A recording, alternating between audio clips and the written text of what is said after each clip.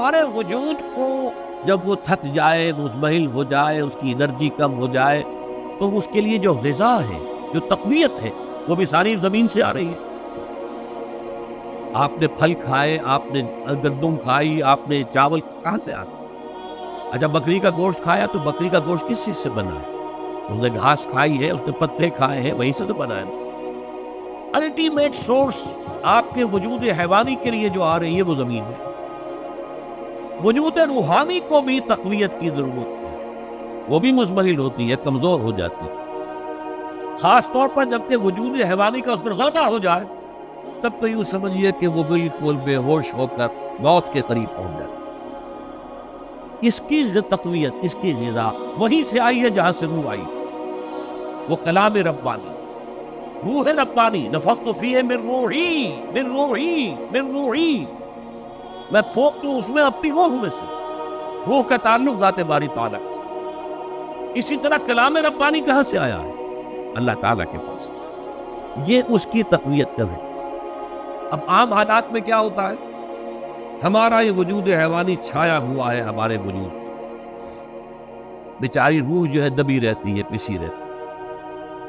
اگر خدا نے خواستہ ہم گناہ گار بھی ہیں، گناہ پر گناہ کا ارتکاب کر رہے ہیں، تو وہ روح جو ہے وہ قلب کے آئینے شیشے کے اندر ہے۔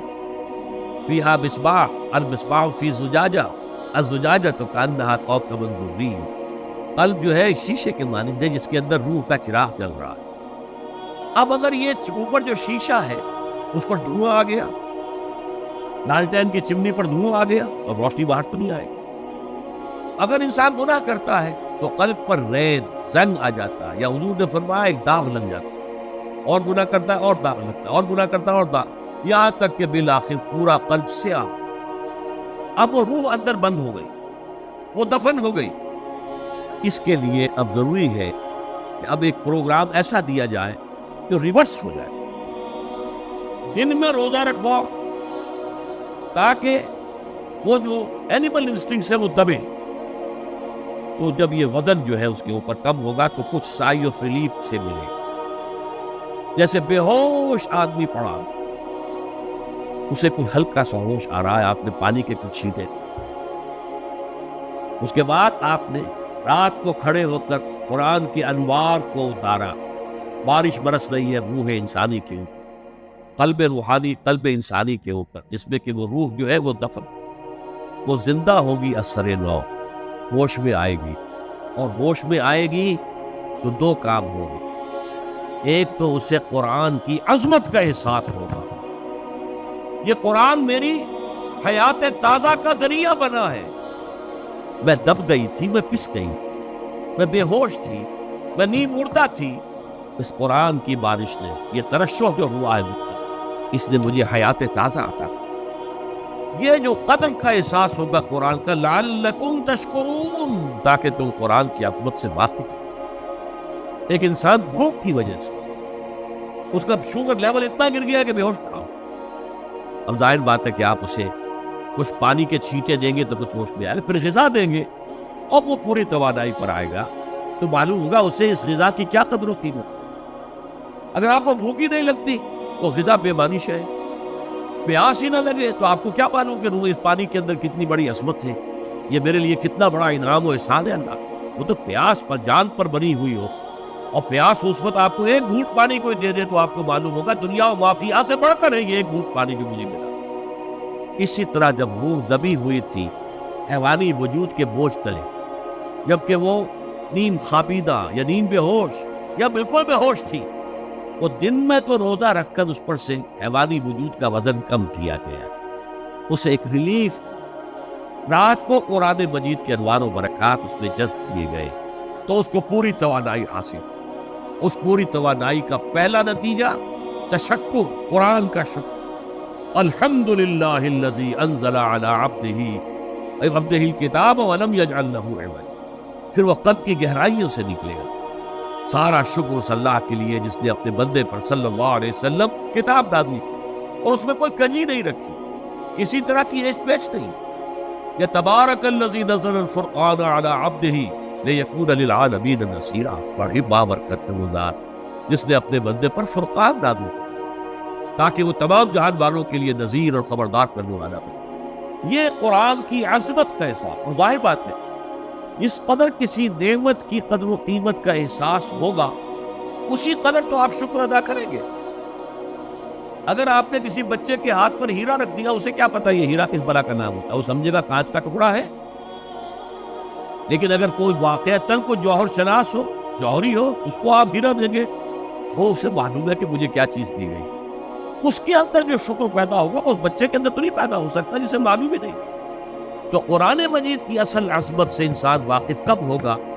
جبکہ اس کے ذریعے سے اس کی روح کو ایک حیات تازہ مل جائے، اور اس طرح وہ پروگرام ریورس ہو جائے جو عام طور پر چل رہا تھا۔ ساری توجہ اپنے جسم پر، اس کے تقاضوں پر۔ جسم میں تھوڑی سی پھنسی نکل آئی ہے، بھاگ گئے دوڑ رہے اس کے علاج، کوئی اور مرض لاحق ہو گیا، بھاگ رہے دوڑ رہے اس کے علاج کے لیے، بڑی بڑی فیسیں بھی ہیں، ساری جسم کی پرواہ ہے۔ روزانہ نہا رہے ہیں اور اچھے سے اچھا صابن لا کر نہا رہے ہیں، وہ جسم کی پرواہ ہے نا، اس کی دیکھ بھال ہے، روح کی طرف توجہ ہی نہیں۔ یہ ہے وہ بات جو کہی گئی ہے سورہ حشر میں، اور جسے علامہ اقبال نے پھر اپنے فلسفہ خودی کی اساس اور سورس قرار دیا۔ وَلَا تَكُونُوا كَالَّذِينَ نَسُوا اللَّهَ فَأَنسَاهُمْ أَنفُسَهُمْ أُولَٰئِكَ هُمُ الْفَاسِقُونَ۔ دیکھو اے مسلمانوں، ان لوگوں کے مانند نہ ہو جانا جنہوں نے اللہ کو بھلا دیا تو اللہ نے انہیں اپنے آپ سے غافل کر دیا ہے، اور یہی لوگ فاسق و فاجر ہیں۔ یہ سوال پیدا ہوتا ہے کہ انسان اپنے آپ سے کہاں غافل ہوتا ہے؟ کہاں اپنے وجود حیوانی سے غافل ہوتا ہے؟ کیا بھوک لگتی ہے تو وہ ادھر ادھر منہ نہیں مارتا، غذا کو حاصل کرنے کے لیے کوشش نہیں کرتا؟ پیاس لگتی ہے تو کیا پانی یا کوئی اور مشروب تلاش نہیں کرتا؟ کوئی بیماری لاحق ہوتی ہے تو کیا اس کے علاج کی طرف توجہ نہیں کرتا؟ اسے آرام کی حاجت ہوتی ہے تو آرام نہیں لیتا؟ اپنے اس وجود سے تو غافل نہیں۔ کون سے وجود سے غافل ہوا ہے؟ وہ روحانی وجود سے غافل ہوا، بھول گیا کہ میرے اندر روحانی وجود بھی ہے، اور اس کا تعلق ذات باری تعالیٰ کے ساتھ۔ اس نے سمجھا کہ میں بس حیوان ہوں، نرا حیوان، اپنے اس وجود کی اصل حقیقت ہی سے بے خبر، غافل۔ چنانچہ آج کے دور کا سب سے بڑا المیہ کیا ہے؟ ڈاروین کے نظریے کے جو اثرات پیدا ہوئے ہماری معاشرت پر، ہماری سوچ پر، ہمارے فکر پر، ہمارے فلسفے پر، ہماری سوشولوجی پر، وہ کیا ہے کہ ہم بھی نرے حیوان ہیں اللہ کا۔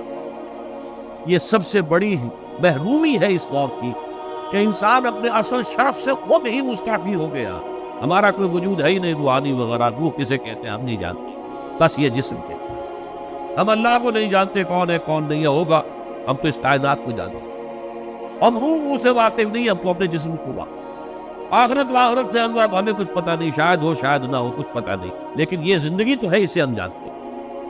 یہ ہے آج کے انسان کا سب سے بڑا علم، اور یہ ہے ماس اسکیل کے اوپر ارتداد، ذہنی طور پر مرتد ہو چکے ہیں انسانوں کی عجیب اکثریت مرتد۔ یہ ہے در حقیقت کہ روزہ جو ہے اس پروگرام کو آ کر ریورس کرتا ہے۔ دن میں کھانے پینے، جنسی تقاضے پر پابندی، وہ وجود حیوانی کا وزن کچھ کم، روح جو دبی ہوئی تھی یا سسک رہی تھی یا بے ہوش یا نیند مردہ تھی، اسے کچھ ریلیف کر۔